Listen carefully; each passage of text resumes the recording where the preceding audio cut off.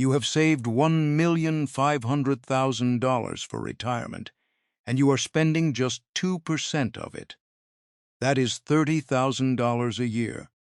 Meanwhile, your portfolio is growing at 7% a year. Do the math, and you are on track to die with more money than you started with. That is the retirement trap nobody talks about.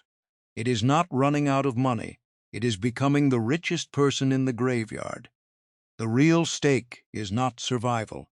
It is the $500,000 to $1 million in unspent savings you will leave behind, simply because no one ever gave you permission to spend it. I have watched this happen to people who did everything right. They saved for 40 years. They followed every rule. And now that the money is finally there, they cannot bring themselves to touch it. Ask yourself the last time you spent money on something you genuinely wanted, not something you strictly needed, without a flicker of guilt afterward. If you cannot remember, this video is for you. Today I am going to show you how to know when it is actually safe to spend more. I am going to walk you through a simple two-bucket system, a legacy floor and a long-term care reserve, that finally gives you permission to enjoy the money you worked so hard to build, not recklessly, with a plan. If you have saved diligently for retirement, but you still feel like you cannot spend the money you have earned, hit subscribe. I am going to show you exactly how to flip that switch. Here is the number that should stop you. According to research from David Blanchett and Michael Finke, the average retiree withdraws only 1.9% to 2.5% of their portfolio each year. On a $1,500,000 portfolio, that is $28,500 to $37,500 a year. A balanced portfolio has historically returned 6% to 8% annually. You are living on scraps while your nest egg keeps growing underneath you. Ask yourself honestly, what percentage of your own portfolio you actually withdrew last year? If that number lands anywhere close to 2%, you are not being careful. You are running the exact same pattern researchers found in most American retirees they studied. Here is the part most people miss. That number is not a mistake. It is the result of 40 years of training. Save more, spend less, protect the downside. That training kept you safe while you were building the portfolio. Nobody ever taught you how to turn it off once the building was done. So retirees anchor to a withdrawal rate they picked in year one, usually somewhere around 3% or 4%, and they never move it again. The portfolio can double. The withdrawal rate stays frozen. Bill Bengen, the researcher who first published the 4% rule back in 1994, called it a worst-case ceiling, not a spending target. He was describing the worst 30-year stretch in market history, not handing retirees a number to live under forever. Somewhere along the way, a safety floor became a permanent ceiling. Morningstar's 2025 State of Retirement Income Study puts real numbers on this. A retiree who picks a static withdrawal rate and never adjusts it can sustainably start around 3.9%. A retiree who uses flexible guardrails, adjusting up when the portfolio grows and down when it shrinks, can sustainably start closer to 5.7%. On a $1,500,000 portfolio, that gap is the difference between $58,500 a year and $85,500 a year. That is not a rounding error. That is a different retirement. This is not about being cheap or being greedy. It is a system that trained you to be a saver for 40 years, then expects you to flip a switch and become a spender overnight, with no instructions. That is not a character flaw. That is a design flaw in the advice you were given. So if the average retiree is underspending by 50% or more, The question worth asking is not, can I spend more? It is, how do I spend more without putting the plan at risk? That is where the two-bucket system comes in. So here is the framework.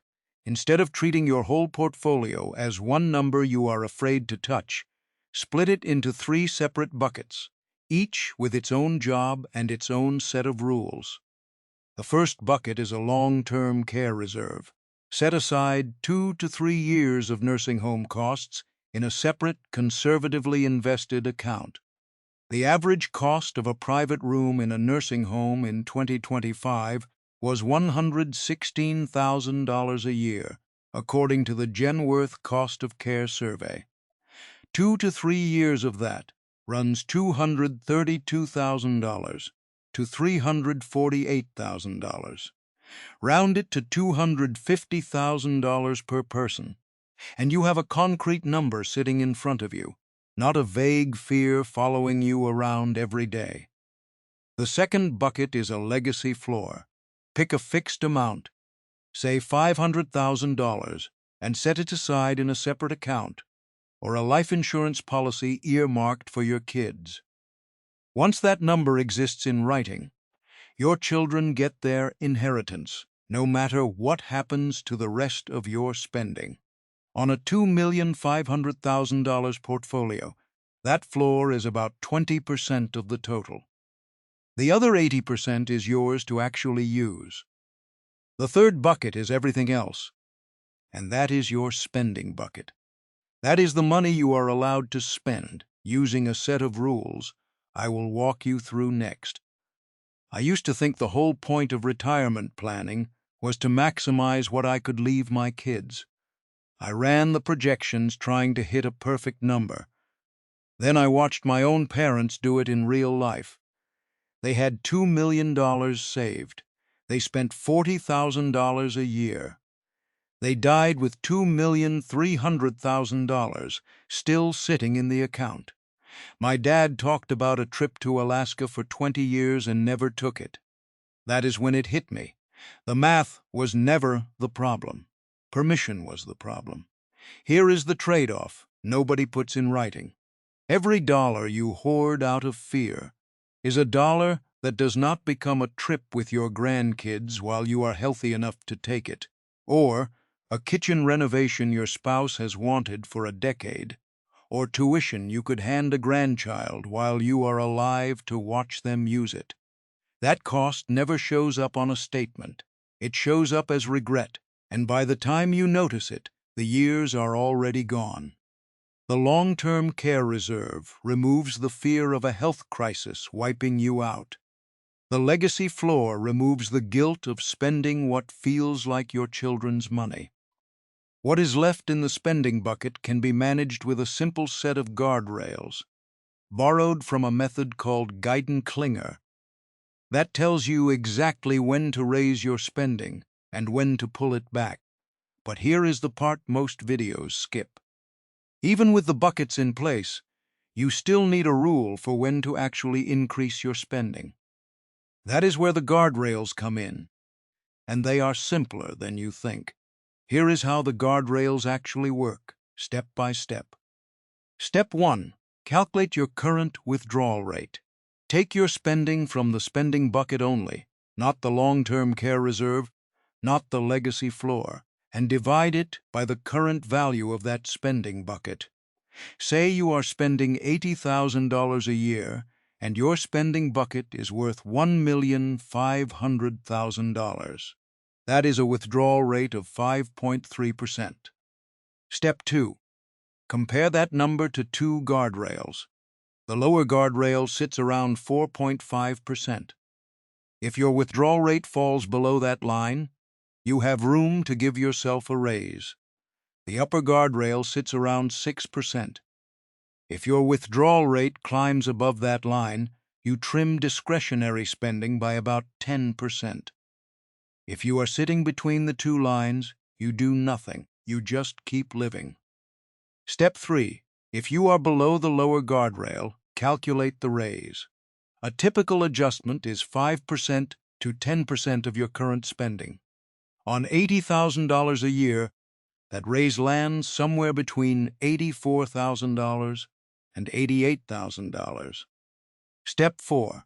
If the long-term care reserve has been drawn down for any reason, redirect part of that raise to refill it first, before you increase lifestyle spending. Let me show you what this looks like with a real example. Say you retire at 65 with a $2 million portfolio.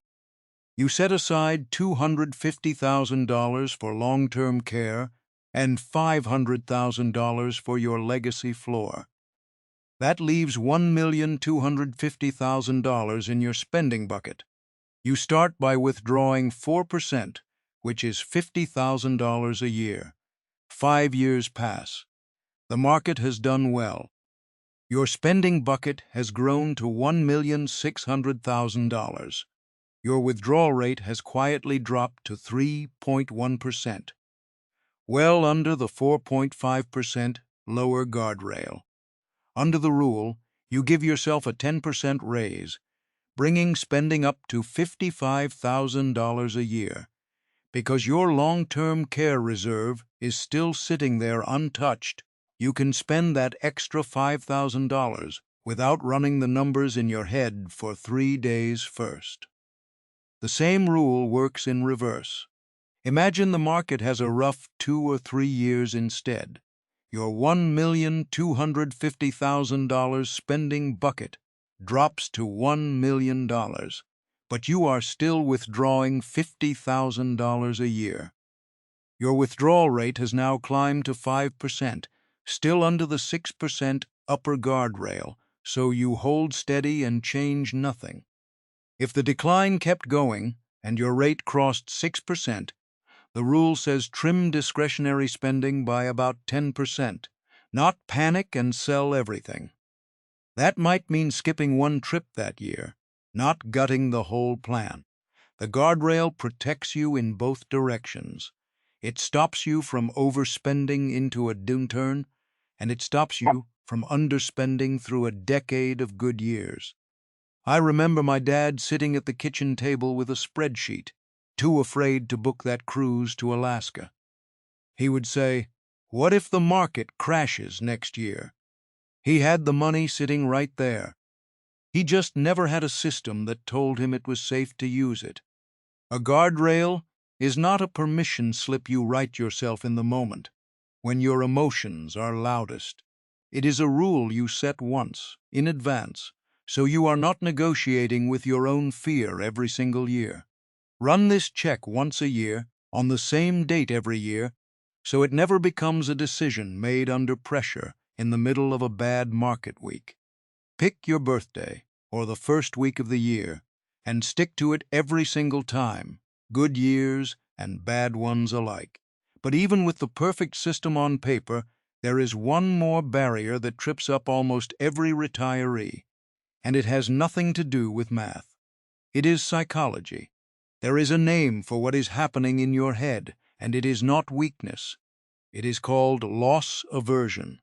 The pain of losing a dollar hits your brain about twice as hard as the pleasure of gaining one. After 40 years of disciplined saving, your brain treats almost any spending as a loss, even while the portfolio underneath it keeps growing. On top of that sits something psychologists call identity lock-in. You have thought of yourself as a careful, disciplined saver for several decades now. Spending money, even money you can clearly and comfortably afford, can feel like betraying who you are. If you have been saving for 30 years and someone suddenly tells you to spend more, your brain pushes back. That is not a flaw in your character. That is a survival instinct doing exactly what it was built to do. The problem is that instinct was calibrated for a season of your life when you were still building the pile. It was never updated for the season where the building is finished and the pile is already big enough. Here is one way to work with that instinct instead of fighting it every day. Call it a spending script. Pick a specific, non-negotiable amount you will spend each year on experiences, and automate a monthly transfer from your spending bucket into a separate account just for that purpose. Once the money lands in that account, treat it as already spent. You are not deciding whether to spend it every single day. You made that decision once, in advance, and now you are just living inside it. I have been there too. In my first year of doing this work, I kept a spreadsheet with more tabs than I could count, and I checked it most mornings before I did anything else. Someone close to me would suggest a trip, and my first instinct was always let me run the numbers first. It took real work to realize I was optimizing for the wrong thing. The numbers were fine. My permission to use them was not. So you have the buckets, you have the guardrails, and you have a spending script that takes the daily decision off your plate. There is one more piece that ties all of it together, and it is the part most retirees only think about after it is too late to enjoy it. Here is what we covered today. The average retiree withdraws under 2.5% of their savings, leaving hundreds of thousands of dollars unspent and unused. The fix is a two-bucket system, a $250,000 long-term care reserve, and a $500,000 legacy floor. That frees up the rest of your portfolio for spending without guilt. The guardrails tell you exactly when it is safe to raise your spending and when to pull back. And the spending script takes the daily fight with your own instincts off the table. The goal of retirement planning was never to maximize the number on your statement the day you turn 90. It is to maximize the life you actually live between 65 and 85, while still protecting yourself against the one scenario that genuinely could hurt you. You do not have to spend every dollar down to zero. You just have to spend the rest of it with real intention instead of quiet, low-grade fear. If you are ready to stop hoarding and start living the retirement you actually saved for, hit subscribe. I put out a new video every week built for people exactly where you are right now, people who did the hard work of saving for decades and now need a real, honest plan for actually using it. You already did the hard part. You saved. You built the portfolio. You resisted the urge to spend it down early when it would have been easier not to, and you got here. Now it is time to give yourself permission to use it. Not recklessly and not blindly, but with a system that protects the people you love and still lets you live.